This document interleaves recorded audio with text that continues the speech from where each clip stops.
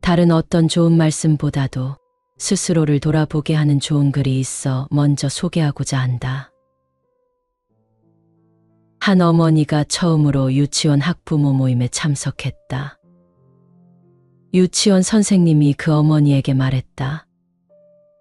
아드님은 산만해서 한시도 가만히 있지를 못해요. 단 3분도 의자에 앉아 있지를 못합니다. 병원에 데려가 보시는 게 좋을 것 같아요. 아들과 집으로 돌아오는 길에 어머니는 말했다. 선생님이 너를 무척 칭찬하셨단다. 의자에 1분도 앉아 있기 힘들어하던 내가 이제는 3분이나 앉아 있다고 칭찬하시던걸. 다른 엄마들도 모두 엄마를 부러워하더구나.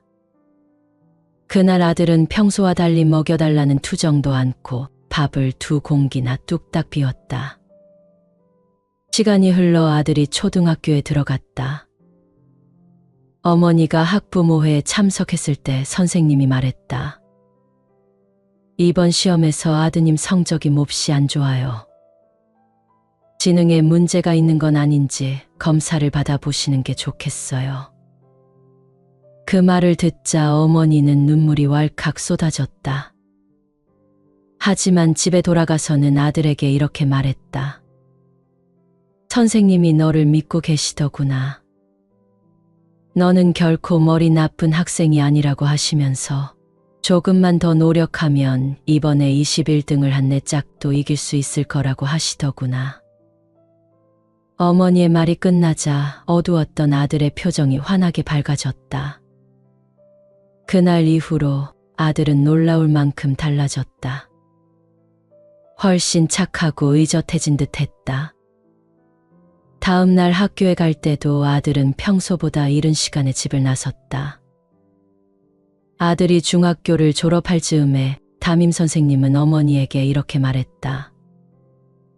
아드님 성적으로는 명문 고등학교에 들어가는 건 좀 어렵겠습니다. 어머니는 교문 앞에서 기다리던 아들과 함께 집으로 돌아가며 이렇게 말했다. 담임 선생님께서 너를 무척 자랑스럽게 생각하시더구나. 조금만 더 노력하면 명문 고등학교에 들어갈 수 있다고 하셨어. 아들은 끝내 명문 고등학교에 들어갔고 뛰어난 성적으로 졸업했다. 그리고 대학 합격 통지서를 받았다. 아들은 대학 입학 허가 도장이 찍힌 우편물을 어머니의 손에 쥐어주고는 엉엉 울었다. 어머니, 제가 똑똑한 아이가 아니라는 것은 저도 잘 알아요. 하지만 엄마가 나를 그토록 믿어주셨기에.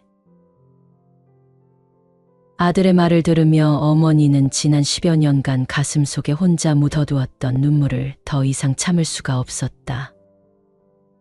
희비가 엇갈린 맑은 눈물이 두 손에 받쳐든 합격 통지서를 적시고 있었다.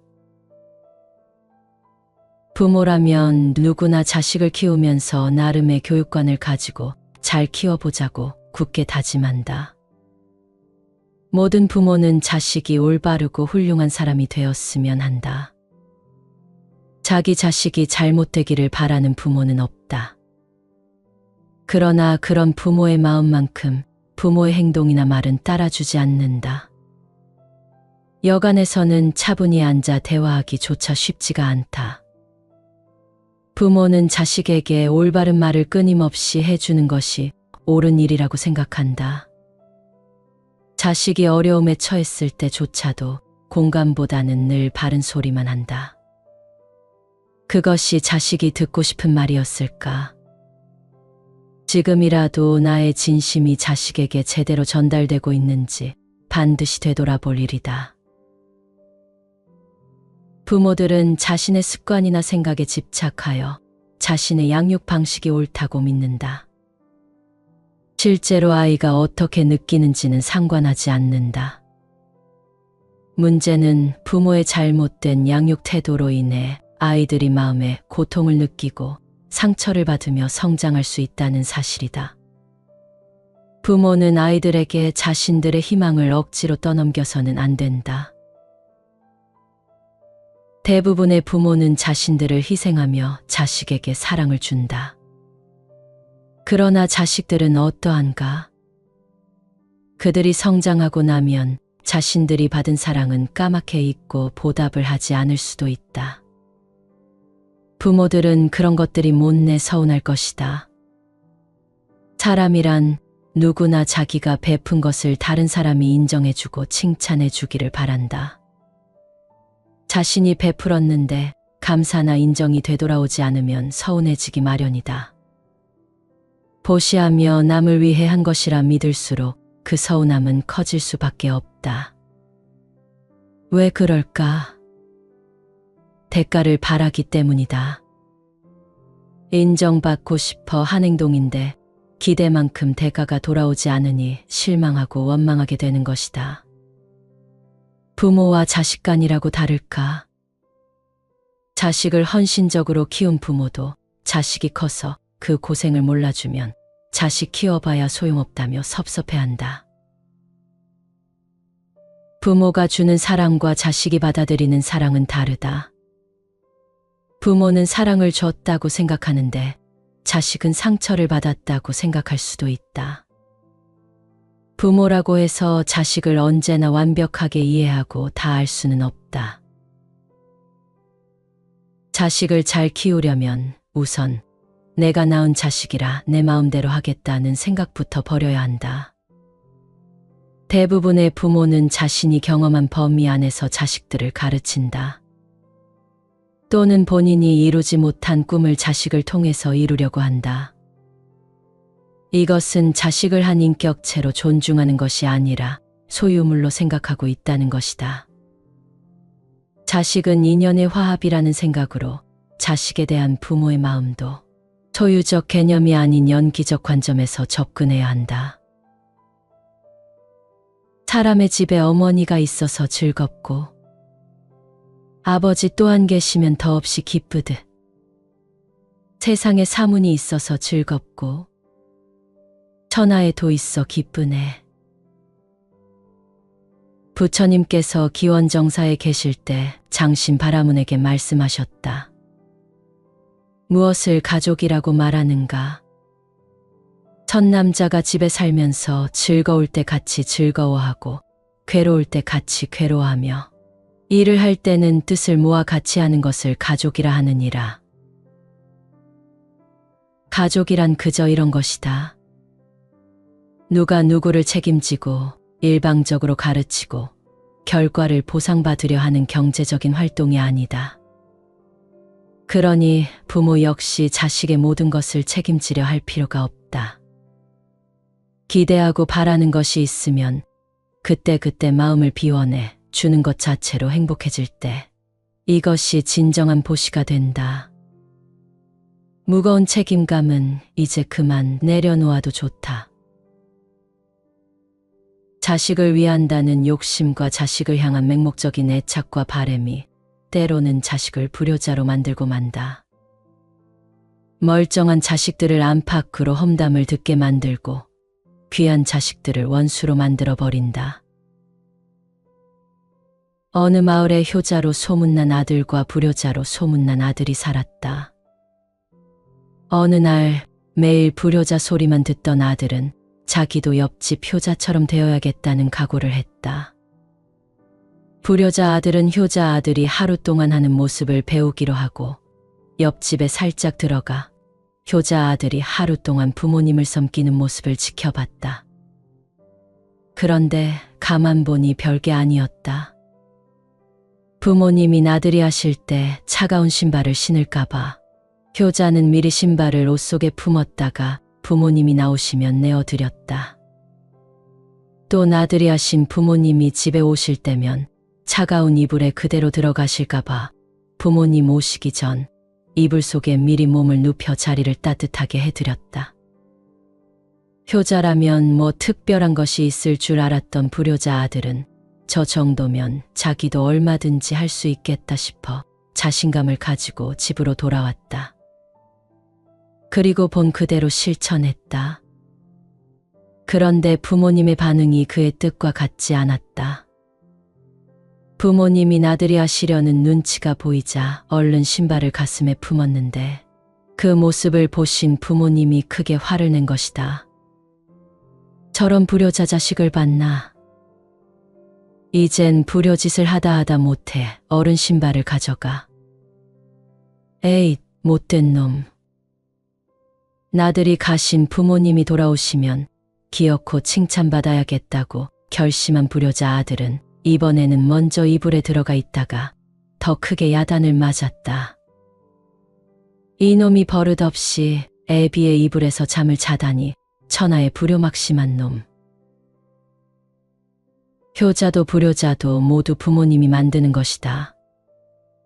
조금 과장해서 말하자면 아무리 자식이 잘해도 부모 맘에 차지 않아 내게 해준 게 뭐가 있어라고 하면 불효자가 되는 것이고, 조금 못해도 그만하면 잘하고 있어라고 말하면 효자가 된다. 똑같은 행동이라도 긍정적인 시각으로 칭찬하고 격려할 때 자식들은 더욱 잘하려고 노력하게 될 것이기 때문이다. 부처님은 안한존자에게 향을 쌌던 종이에는 향내가 나고 썩은 생선을 꿰었던 새끼줄에는 썩은 비린내가 난다고 설했다.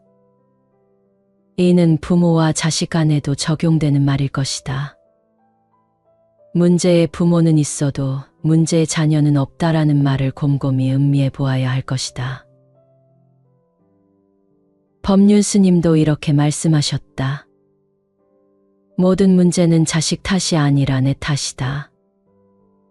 이 이치를 이해할 때 비로소 자식 문제를 해결하고 진정한 엄마 노릇을 할 수 있다. 교육학자 루소는 그의 저서 에밀에서 자식을 불행하게 하는 가장 확실한 방법은 언제나 무엇이든지 손에 넣을 수 있게 해주는 일이다라고 말한 바 있다. 자녀가 잘 되기를 바란다면 지금부터 그들에게 자신의 인생을 살아갈 수 있도록 도전의 기회를 주어야 한다. 어린 자녀에게 세발 자전거를 가르쳐 주었던 시절을 기억해 본다면 언제까지 붙잡고 있기만 하면 자녀는 자전거 타기를 배울 수가 없다. 부모가 손을 놓아야 스스로 배운다. 넘어질 것 같지만 놓아주어야 하며 때로는 넘어질 수도 있다. 넘어지는 것도 하나의 중요한 배움의 과정이다. 꽃병에 꺾어둔 꽃보다 들판에 피어나는 꽃의 생명력이 더 강한 것처럼 오로지 곁에 두고 지켜주려 하는 것은 부모의 욕심일지도 모른다. 자식을 위한다고 하면서 정작 자식을 불행하게 만드는 것은 부모의 무지와 어리석음, 과욕 때문일 것이다. 진정 자식을 사랑한다면 온실 속 화초로 키우는 대신 역경을 선물할 수 있어야 한다.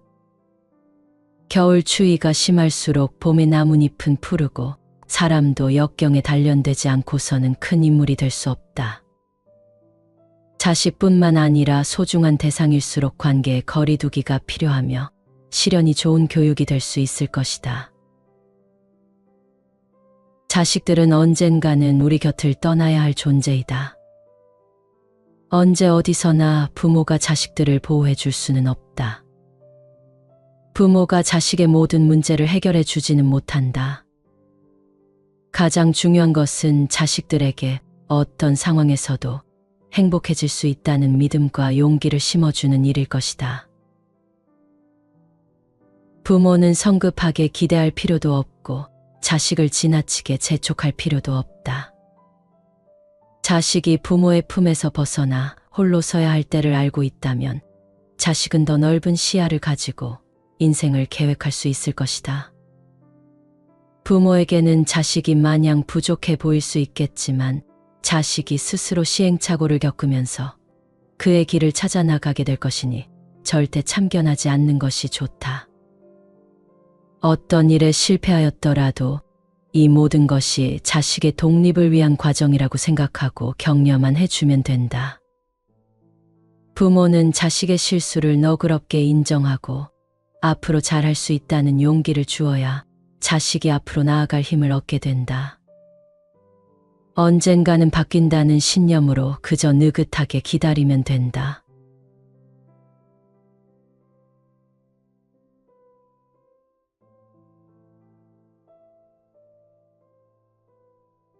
다른 어떤 좋은 말씀보다도 스스로를 돌아보게 하는 좋은 글이 있어 먼저 소개하고자 한다. 한 어머니가 처음으로 유치원 학부모 모임에 참석했다.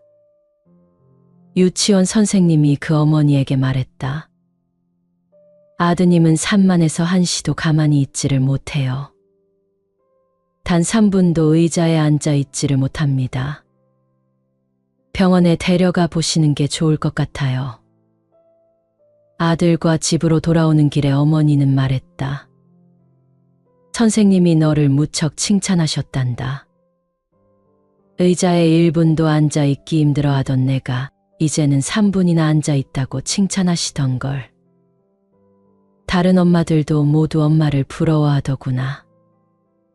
그날 아들은 평소와 달리 먹여달라는 투정도 않고 밥을 2공기나 뚝딱 비웠다.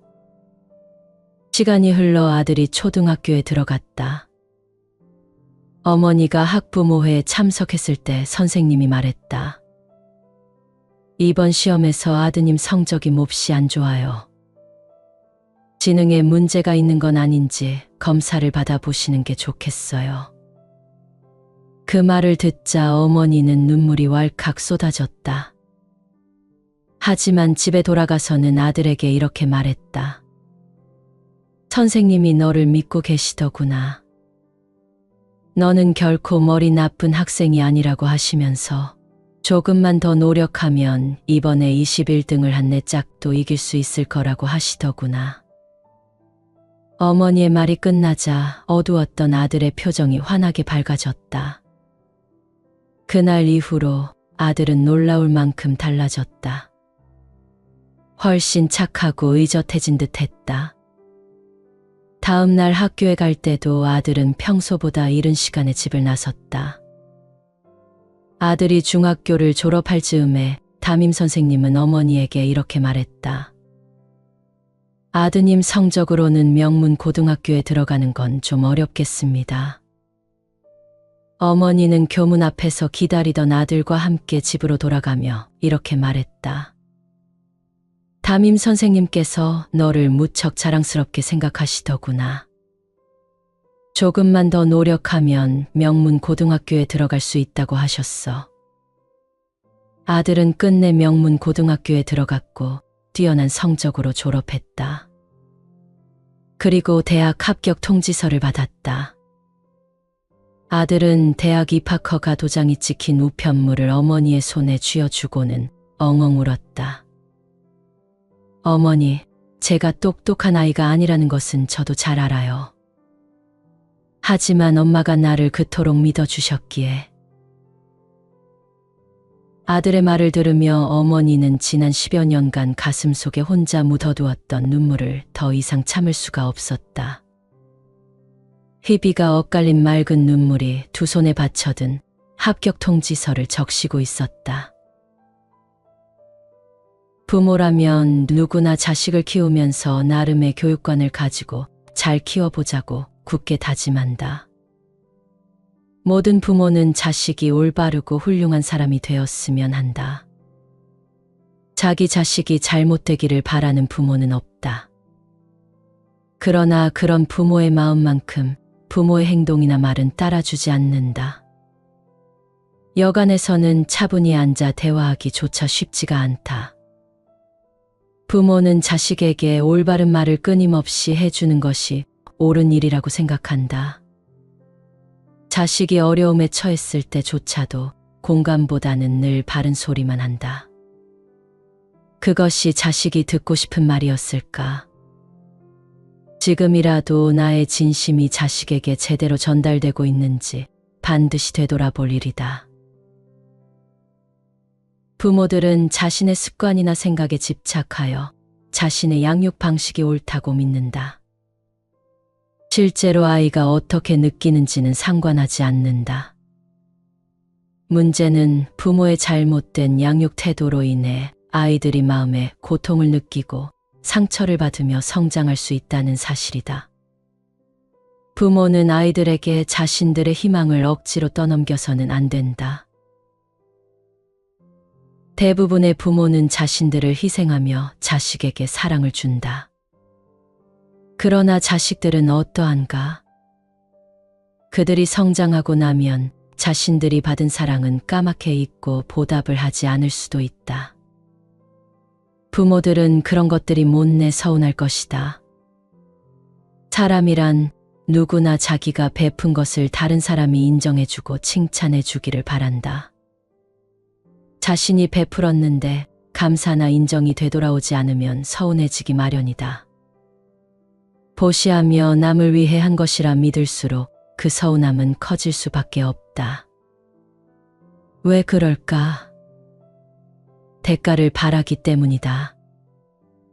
인정받고 싶어 한 행동인데 기대만큼 대가가 돌아오지 않으니 실망하고 원망하게 되는 것이다. 부모와 자식 간이라고 다를까? 자식을 헌신적으로 키운 부모도 자식이 커서 그 고생을 몰라주면 자식 키워봐야 소용없다며 섭섭해한다. 부모가 주는 사랑과 자식이 받아들이는 사랑은 다르다. 부모는 사랑을 줬다고 생각하는데 자식은 상처를 받았다고 생각할 수도 있다. 부모라고 해서 자식을 언제나 완벽하게 이해하고 다 알 수는 없다. 자식을 잘 키우려면 우선 내가 낳은 자식이라 내 마음대로 하겠다는 생각부터 버려야 한다.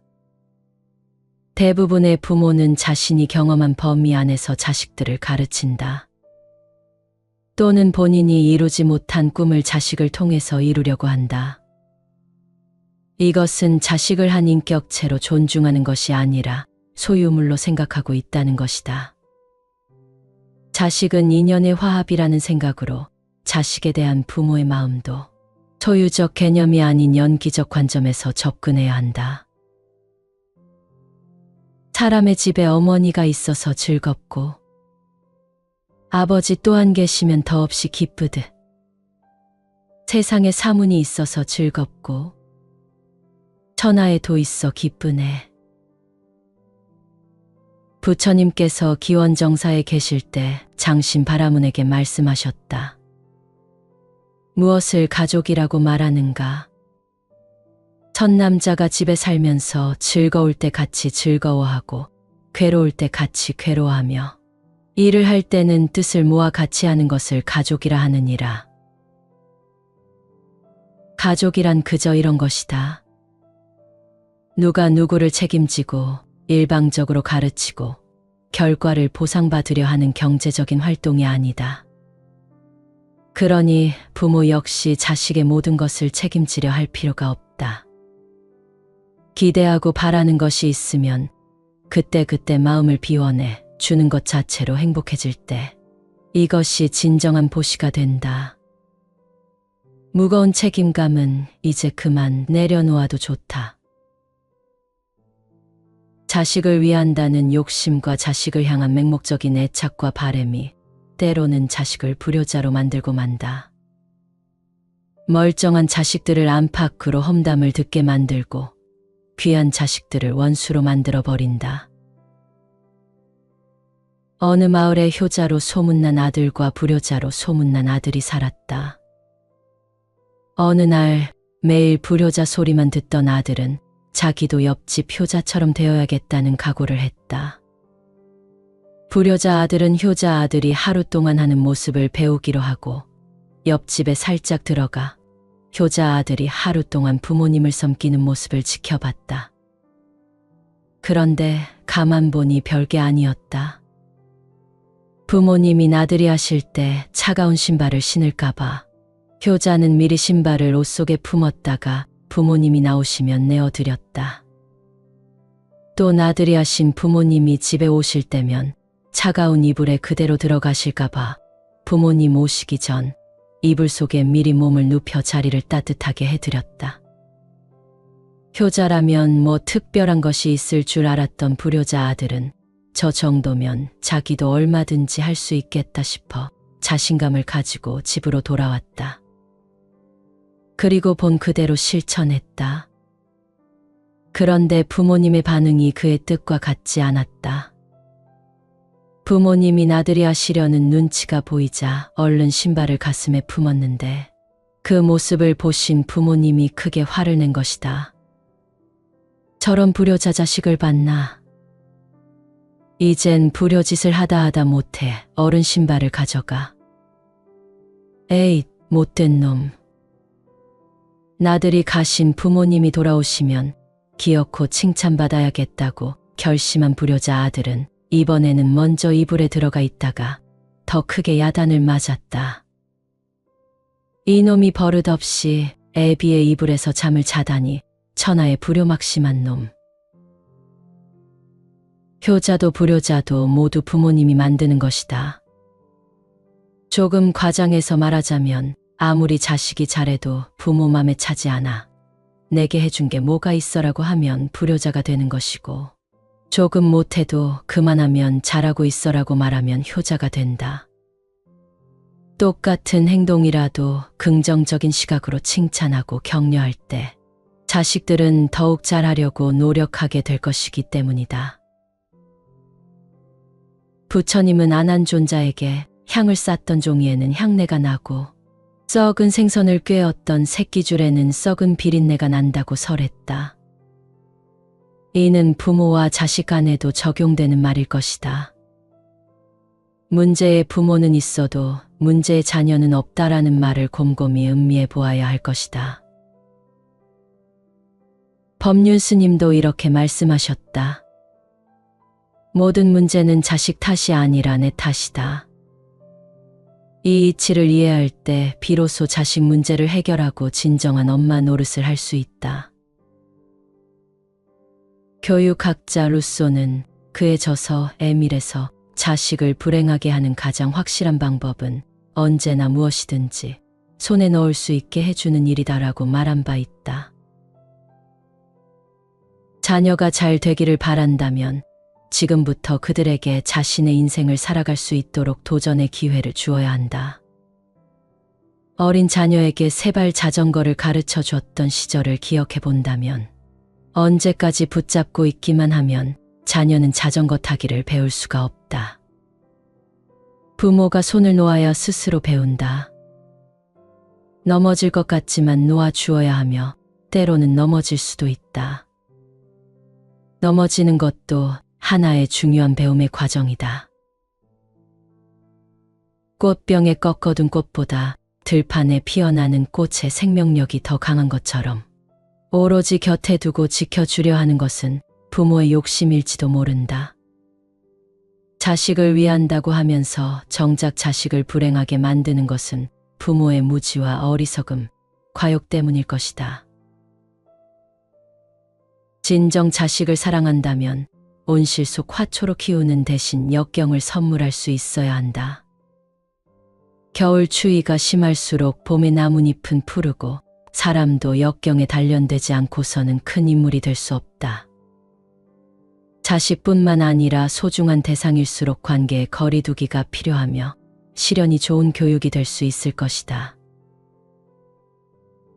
자식들은 언젠가는 우리 곁을 떠나야 할 존재이다. 언제 어디서나 부모가 자식들을 보호해 줄 수는 없다. 부모가 자식의 모든 문제를 해결해 주지는 못한다. 가장 중요한 것은 자식들에게 어떤 상황에서도 행복해질 수 있다는 믿음과 용기를 심어주는 일일 것이다. 부모는 성급하게 기대할 필요도 없고 자식을 지나치게 재촉할 필요도 없다. 자식이 부모의 품에서 벗어나 홀로 서야 할 때를 알고 있다면 자식은 더 넓은 시야를 가지고 인생을 계획할 수 있을 것이다. 부모에게는 자식이 마냥 부족해 보일 수 있겠지만 자식이 스스로 시행착오를 겪으면서 그의 길을 찾아 나가게 될 것이니 절대 참견하지 않는 것이 좋다. 어떤 일에 실패하였더라도 이 모든 것이 자식의 독립을 위한 과정이라고 생각하고 격려만 해주면 된다. 부모는 자식의 실수를 너그럽게 인정하고 앞으로 잘할 수 있다는 용기를 주어야 자식이 앞으로 나아갈 힘을 얻게 된다. 언젠가는 바뀐다는 신념으로 그저 느긋하게 기다리면 된다.